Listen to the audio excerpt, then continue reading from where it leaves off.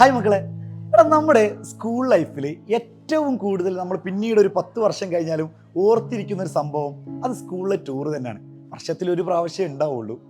ഒരു 10 വർഷം കഴിഞ്ഞാലും അല്ലെങ്കിൽ എത്ര വർഷം കഴിഞ്ഞാലും നമുക്ക് അന്ന് നടന്ന പല തമാശകൾ, പല രസകരമായ സംഭവങ്ങൾ, എന്തൊക്കെയുണ്ടോ ഒരാളെ കളിയാക്കലുകൾ, അവിടെ ടീച്ചർ എന്നോ അല്ലെങ്കിൽ അവിടെ സ്റ്റുഡൻസ് എന്നോ അല്ലെങ്കിൽ മറ്റുള്ള ആരൊക്കെ വരുന്നുണ്ടോ അവരെല്ലാവരും ഒരു ഇക്വാലിറ്റി വരുന്നൊരു സംഭവമാണ്.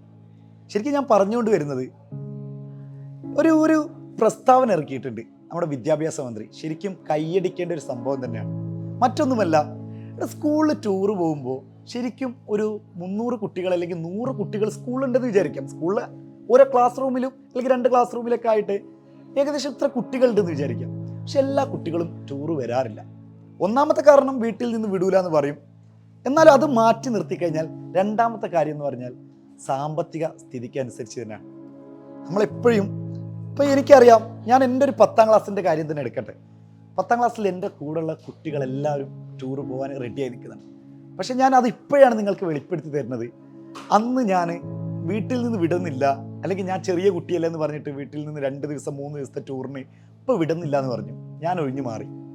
ശരിക്കും അന്നത്തെ പ്രധാനപ്പെട്ട സംഭവം എന്ന് വെച്ച് കഴിഞ്ഞാൽ നമ്മുടെ കയ്യിൽ പൈസ ഇല്ലാത്തതിൻ്റെ പേരിലായിരുന്നു.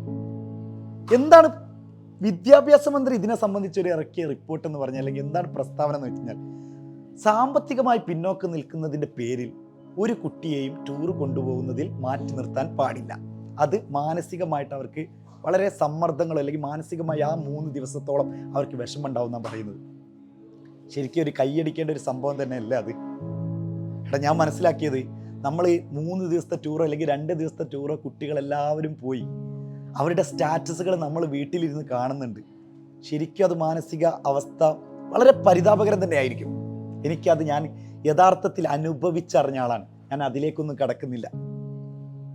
നമ്മൾ മനസ്സിലാക്കേണ്ടത്, ശരിക്കും ആ പ്രസ്താവന പറയുന്നത് ചിലപ്പോൾ 5 ടീച്ചേഴ്സ് നിങ്ങളുടെ കൂടെ വരുന്നുണ്ടാവും. അപ്പോൾ അവർക്ക് ഫ്രീ ആണ്. സംഭവം ശരിയാണ്, അവർക്ക് നിങ്ങളുടെ കൂടെ വരേണ്ട ആവശ്യമില്ല, പൈസ കൊടുത്ത് വരേണ്ട ആവശ്യമില്ല. എല്ലാ കൊല്ലം ഇതിങ്ങനെ പൈസ കൊടുത്തു പോകാൻ ടീച്ചേഴ്സിന് എന്തെന്ന് ചോദിക്കും. പക്ഷെ ഞാൻ എൻ്റെ ടീച്ചേഴ്സിനോട് ഒരു കാര്യം പറയട്ടെ, ഒരു സ്കൂളിൽ ചിലപ്പോൾ മാക്സിമം വരുന്നുണ്ടാവുക ഒരു 10 കുട്ടികളായിരിക്കും സാമ്പത്തികമായി വളരെ പിന്നോക്കം നിൽക്കുന്ന കുട്ടികളുണ്ടാവാം. നമ്മൾ അവരെ കൂടി ഒന്ന് ചേർത്ത് പിടിച്ചൂടെ? ശരിക്കും ഒന്ന് ആലോചിച്ച് നോക്കാം. നമ്മുടെ സാലറിയുടെ, ഞാൻ ഒരിക്കലും ഇത് ടീച്ചേഴ്സിനോട് ഇത് നിർബന്ധമായിട്ട് കൊടുക്കണമെന്നൊന്നും പറയുന്നില്ല. ഇത് ശരിക്കും എന്ത് വേണമെങ്കിലും നിങ്ങൾക്ക് പറയാം. പക്ഷേ നിങ്ങളൊന്ന് ആലോചിച്ച് നോക്കാം, ശരിക്കും നമ്മുടെ സാലറിയിൽ നിന്ന് ചെറിയൊരു തുക ആ ഒരു 10 കുട്ടികൾക്കോ അല്ലെങ്കിൽ 15 കുട്ടികൾക്കോ ആ ടീച്ചേഴ്സ് ഒന്ന് മാറ്റി വെച്ച് കഴിഞ്ഞാൽ അവരെയും കൂടി നമ്മുടെ സന്തോഷത്തിൽ പങ്കു ചേർക്കാൻ പറ്റും. ശരിക്കും അങ്ങനെ പങ്കു ചേർക്കുമ്പോൾ ഒരു 10 വർഷം കഴിയുമ്പോഴും ആ കുട്ടികൾ ഇങ്ങനെ ആലോചിക്കും, പൈസ ഇല്ലാത്തതിൻ്റെ പേരിൽ ഒരു ടീച്ചേഴ്സ് എന്നെ മാറ്റി നിർത്തിപ്പെട്ടിട്ടില്ല, ഞാനും അവരുടെ കൂടെ സന്തോഷവാനായി ആ 3 ദിവസത്തെ ട്രിപ്പിൽ ഞാനും പങ്കാളിയായിരുന്നു. ശരിക്കും അതല്ല വേണ്ടത്. നമ്മളിങ്ങനെ മാനസികമായിട്ട്, എനിക്കിപ്പോഴും മനസ്സിലാക്കാൻ പറ്റും, ഒരുപാട് കുട്ടികൾ ടൂറ് പോയി കഴിഞ്ഞപ്പോൾ ആ ടൂറ് പോകുമ്പോൾ ടൂറ് പോവാതിരിക്കുന്ന കുട്ടികളുടെ അവരോട് ഞാൻ ചോദിക്കും, എന്താണ് നീ ടൂറ് പോയില്ലേ? അപ്പോൾ കുട്ടികൾ പറയും, ഇല്ല വീട്ടിൽ നിന്ന് വിടുന്നില്ല സാറേ എന്ന് പറയാറുണ്ട്. എന്താ പ്രശ്നം എന്താന്ന് ചോദിക്കുമ്പോൾ, ഇല്ല സാറേ വീട്ടിൽ നിന്ന് 3 ദിവസത്തെ ടൂറ് വിടൂല, സ്റ്റേ ഉണ്ട്, അതുകൊണ്ട് ഉമ്മക്ക് ശരിക്കും ഉമ്മക്ക് താല്പര്യമില്ല, അല്ലെങ്കിൽ അച്ഛന് താല്പര്യമില്ല, അമ്മക്ക് താല്പര്യമില്ല എന്നൊക്കെ പറഞ്ഞിട്ട് ഓരോരുത്തർ മെസ്സേജ് അയക്കും.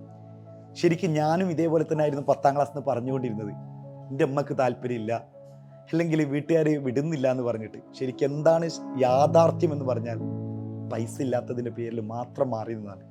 അപ്പം ഞാനിത് ഒന്നും കൂടി ഒന്ന് നിങ്ങളുടെ ഒരു ടീച്ചേഴ്സിനോടാവട്ടെ കുട്ടികളോടാവട്ടെ പറയുന്നത്, ഒരു ബെഞ്ചിൽ 5 പേര് ഇരിക്കുന്നുണ്ടെങ്കിൽ 4 പേര് ടൂർ പോകുന്നുണ്ടെങ്കിൽ എൻ്റെ പ്രിയപ്പെട്ട മക്കളോട് പറയേണ്ടത്, ആ ഒരു കുട്ടീനെ നിങ്ങൾ മാറ്റി നിർത്തുന്നതിന് പകരം നിങ്ങൾ സാമ്പത്തികമായിട്ട് ഓക്കെ ആണെങ്കിൽ ഒരാൾ ഒരു 200 രൂപ അല്ലെങ്കിൽ 300 രൂപ എക്സ്ട്രാ വെച്ച് കഴിഞ്ഞാൽ ആ കുട്ടിയെയും കൂടി നമുക്ക് കൊണ്ടുപോകാം. നമ്മുടെ സഹപാഠിയാണ്, നമ്മൾ ഉയർത്തേണ്ടവനാണ്, നമ്മൾ ചേർത്ത് പിടിക്കേണ്ടവനാണ്. ഒരിക്കലും സാമ്പത്തിക സ്ഥിതിക്കനുസരിച്ച് മാറ്റി നിർത്തപ്പെടേണ്ടവനല്ല നമ്മുടെ സുഹൃത്ത് എന്ന് പറയുന്നത്. ശരിക്കും വിദ്യാഭ്യാസ മന്ത്രിക്ക് ഒരു ബിഗ് സല്യൂട്ട്. Thank you.